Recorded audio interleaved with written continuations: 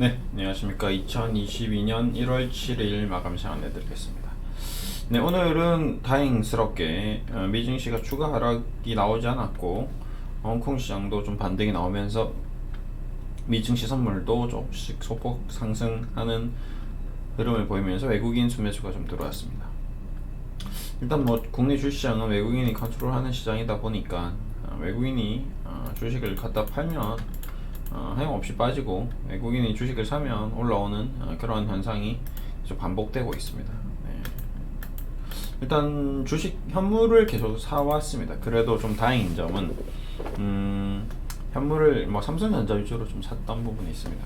그런 부분이 좀 있기 때문에 전체적으로 시장이 올라왔다라기보다는 삼성전자를 좀 샀다라고 좀 봐야 되겠죠. 외국인이 굉장히 큰 수량으로 삼성전자를 사고 있습니다. 좀 당분간 삼성전자 위주로 움직이겠죠. 그러면 다소 개별 주식들이 좀 못 올라가는 현상이 나올 수 있으나 중요한 점은 그래도 대한민국 1등 기업이 실적이 좋다.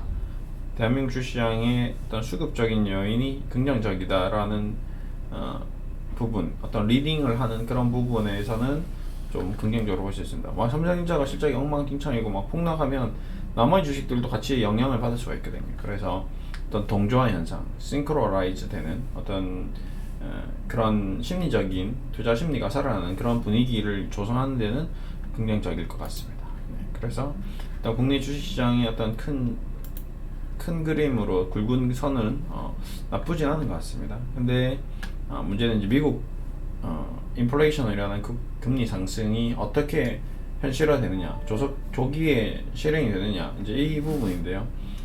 저는 내심 좀 그 인플레이션이 오기 전에 개별 주식들이 좀 상승하면 현금을 최대한 많이 좀 만들어야겠다 생각했는데 점차 이게 배당락 이후에 올라오지를 않고 있습니다. 배당락을 받고 욕심이었죠. 이렇게 욕심이 항상 주식 투자를 하면서 뭐 잠을 하면서도 마찬가지겠지만 이 욕심과 탐욕 요 두 가지, 그 다음에 공포, 그 다음에 뭐 그런 것들을 좀 잘 제어했을 때 좋은 결과가 나오는데 저도 자문을 하는데 아무래도 그 자문이 좀 더 수익이 나는 자문이 되었으면 하는 바람으로 조금씩 욕심을 내는 경우가 있습니다. 셀트리온 같은 경우도 계속 단기적으로 자문을 해드렸었는데 이번에 조금 상황이 좋아지는 것 같아서 자문 공개적으로도 셀트리온에 대한 추천을 했을 때보다 올라갔을 때도 매도 신호를 내보내야 되나 고민을 하긴 했죠. 왜 그러냐면 지금 워낙 시장이 안 좋다 보니까 3% 5%라도 수익 내고 그냥 나오는 게 맞나 라는 생각으로 단기 트레이딩으로 접근을 해서 매도로 신호 많이 보냈다면 욕심 안 내고 그러면 몇 번은 수익 실현을 했을 겁니다. 이 과정에서도. 근데 아니야, 좀 더 올라갈 것 같아, 계약이 하나 더 나올 것 같아, 글로벌 계약이 유럽 승인이 됐으니 좀 나오겠지 했는데 결국 안 나왔습니다. 그리고 저도 또 욕심낸 게 이게 좀 수익 실현을 좀 해드리고 공개적으로 방송을 하면서 셀트리온을 뭐 21만원 샀는데 22만원 이상에서 뭐 23만원 이상, 24만원 이상, 25만원에서 매도 신호를 좀 보내주면서 같이 우리 뭐 미랄복지재단이라든지 어린이 후원에 같이 좀 후원하는 그런 분위기를 조성하고 싶은 그 욕심이 더 컸던 것 같습니다. 그러다 보니까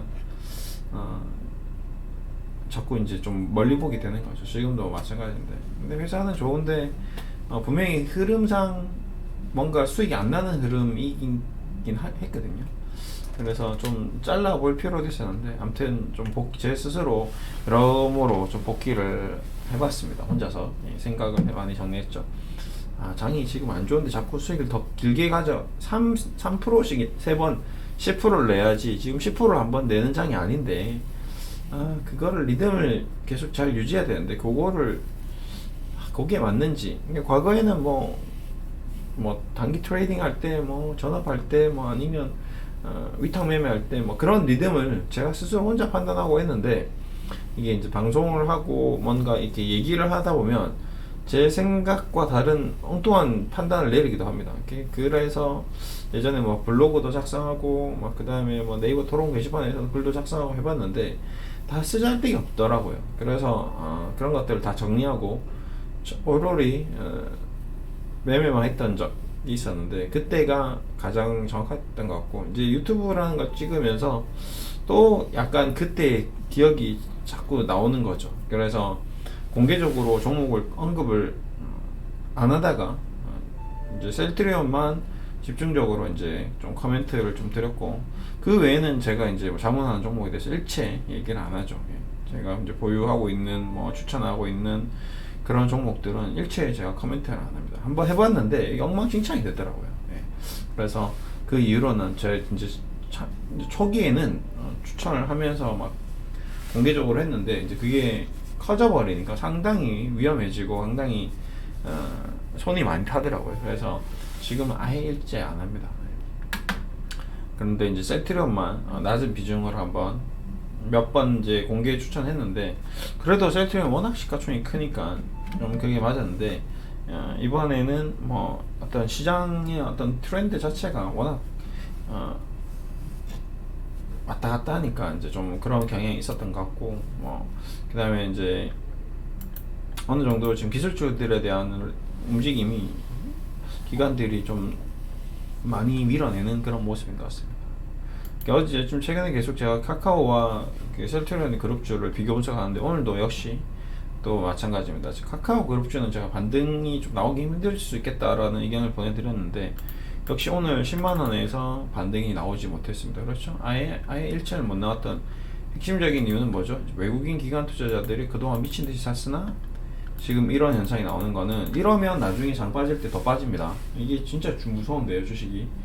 올라가야 되는 날 못 올라가면 더 빠집니다. 근데 올라가야 되는 날 외국인이 던지면 다음에 더 던집니다. 외국인들은 가지고 있는 게 많기 때문에. 그래서 카카오와 카카오페이, 카카오뱅크는 계속 조심하셔라. 무리하게 싸다고 지금 덤빌 때가 아니다. 마찬가지 나머지 뭐 크래프톤도 마찬가지입니다. 지금 신저가 나오는 거거든요. 상장 이후에 오늘 최저가가 나왔습니다. 이러면 싼 게 아니라 더 빠질 가능성이 높습니다. 저점이 붕괴된 겁니다. 극성의 변화가 생긴 거거든요. 그러면 이 40만원이 이제 지지선이 아니고 저항선으로 바뀌어버리고요.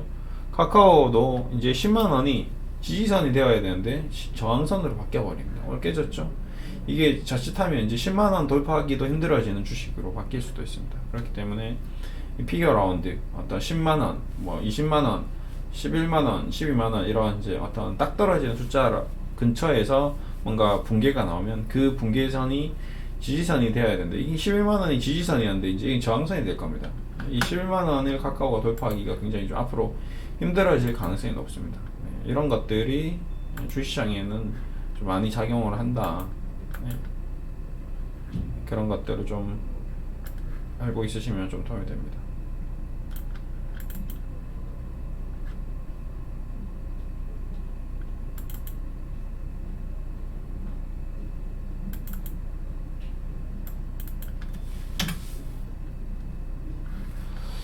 자, 그에 비해서 다행히 셀트리온 쪽은 그래도 오늘 장중에 많이 흔들었는데 결국에는 그래도 컨트롤을 좀 해줬죠. 외국인들이 조금씩 해준 것 같습니다.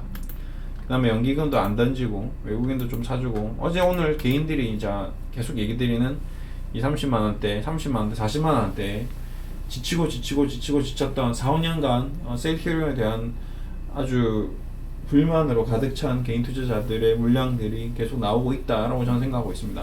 단순히 지금 순매수, 순매도만 보지 말고 이 매도량을 봐야 됩니다. 중요한 거는 이 많은 매도량들이 지금 계속 위에서 던지는 물량일 가능성이 좀 높습니다.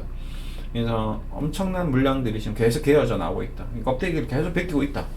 저는 그렇게 보고 있고, 이제 이게 충분히 벗겨졌는데 외국인이 매수를 계속 이어나간다면 이 물량들은 계속 낮은 가격대에서 산 물량이기 때문에 모아가면서 결국에는 다시 셀트리온의 어떤 실적, 4분기 실적과 내년 실적, 내년이 아니네, 이제 올해 1분기 실적, 2분기 실적이 기저효과로 저번 3분기 대비 좋아지는 그런 모습이 나오고, 그 다음에 뭐 수출이라든지 신약이 좋은 흐름이 나오면 좀 움직임을 또 가져갈 수 있을 거라고 생각합니다. 그래서 카카오 그룹과 다르게 셀트리온 쪽과 셀트리온 헬스케어는 외국인과 기관들이 그래도 손을 대고 있다. 그동안 많이 빠졌던 것들을 밑에서 저점에서 받아주고 있다. 이렇게 저는 판단하고 있습니다. HLB 쪽도 좀 바이오 쪽도 오늘 계속 그런 모습인데 워낙 많이 빠졌기 때문에 개인 물량들을 좀 털면서 가져가고 있다라고 저는 좀 보고 있습니다.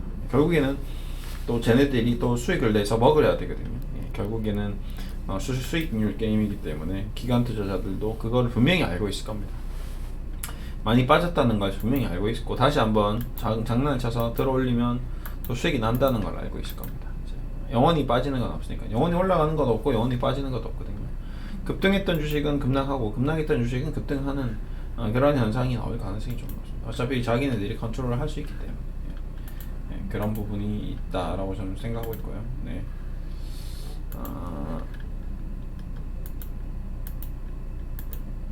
공매도 보겠습니다. 자, 똑같이 셀트리온과 카카오그룹을 비교하면서 왜 셀트리온과 카카오를 왜 비교하냐면 같은 기술주고 같은 기대감 어떤 펀더멘탈 대비 PER이 굉장히 높은 업종 내 높은 종목들입니다. 이런 종목들을 어떻게 컨트롤 하는지에 대해서 체크를 하는 거죠. 네, 카카오는 오늘 공매도는 많이 안 나왔네요. 카카오페이, 카카오페이도 지금 퍼센테이지는 좀 높네요. 그렇죠? 카카오뱅크, 네, 카카오뱅크는 굉장히 높습니다. 카카오뱅크에 대해서는 제가 굉장히 부정적으로 코멘트를 많이 드렸었죠. 제가 왜 그러냐면 저는 은행주를 컨트롤하고 있기 때문에 항상 은행주에 대해서 추천을 하고 있고 은행주가 좋다고 얘기 드리고 있고 은행주의 펀더멘털이 얼마나 좋은지에 대해서 얘기를 하고 있기 때문에 이 수많은 배당과 이 수많은 영업이익과 이걸 카카오뱅크가 쫓아가려면 지금 시가총액이 26조짜리인데 시가총액 20조짜리, 23조짜리 국민은행과 비교했을 때 너무 터무니없다는 거죠. 절대 국민은행과 우리은행, 하나금융, 신한지주, 기업은행들이 카카오뱅크가 시장을 독점하게 내버려 두지 않을 겁니다. 독점되게끔 절대 가만히 있지 않을 거예요. 왜 그러냐면 엄청난 이 막대한 이익을 어디다 투자하겠습니까? 전부 인터넷, IT, 그 다음에 뱅킹, 그 다음에 암호화 화폐, 우리 암호화 시키는 거, 그 다음에 각종 영업 전략 이런 걸 다 할 거거든요.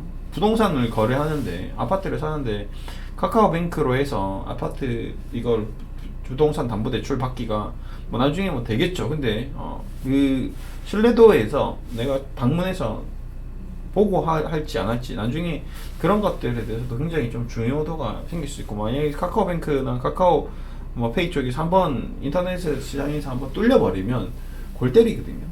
근데 이 아이들이 보안에 대해서 얼마나 중요하게 생각하는지 은행들은 더 철저하게 검증을 하고 있기 때문에 막대한 번 돈을 때려 부을 겁니다. 보안에.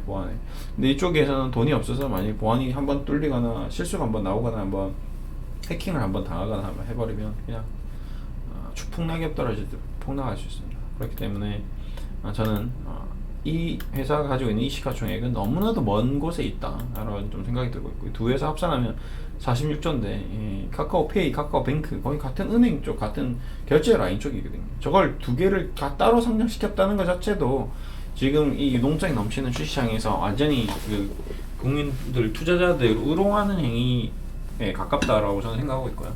근데 그거를 기관들이 장난을 쳐서 들어 올렸고 그거를 또 기관들이 다 팔아먹는 게 결국 개인들이기 때문에 그 개인들이 희생양이 되는데 희생양이 안 되었으면 하는 바람으로 계속 좀 저는 경고 메시지를 좀 보내드리겠습니다. 어쨌든 이렇게 되었고 그 다음에 이제 바이오 쪽 셀트리온 또 공매도가 좀 나왔는지 보겠습니다. 공매도는 지금 시장에서는 그렇게 쏟아져 나오는 흐름은 아닌 것 같습니다. 오히려 초반에 공매도가 시작됐을 때 나왔고 그 다음에 지지난달 11월, 12월에 올해 많이 나왔고 그 물량이 쇼커버링이 좀 나와준다면 좀 더 새롭게 돌아서는데 좀 영향을 미칠 수 있지 않을까. 결국에는 이제 순서는 이렇게 되겠죠.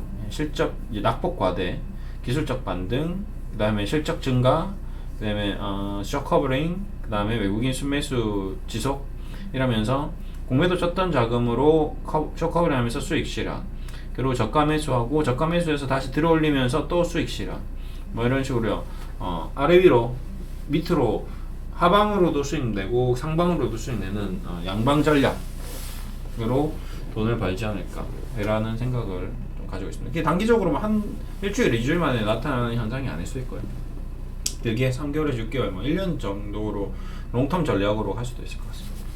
한 주 너무 고생하셨고요. 2022년 1월 첫째 주가 굉장히 힘들었던 한 주였던 것 같습니다. 좀 스무드하게 첫날 상승 흐름이 이어져서 쭉 상승을 했으면 하는 바람이 있었지만 절대 주시장은 우리의 생각과 기대대로 움직이지 않습니다. 늘 그렇왔고요. 앞으로도 그럴 겁니다.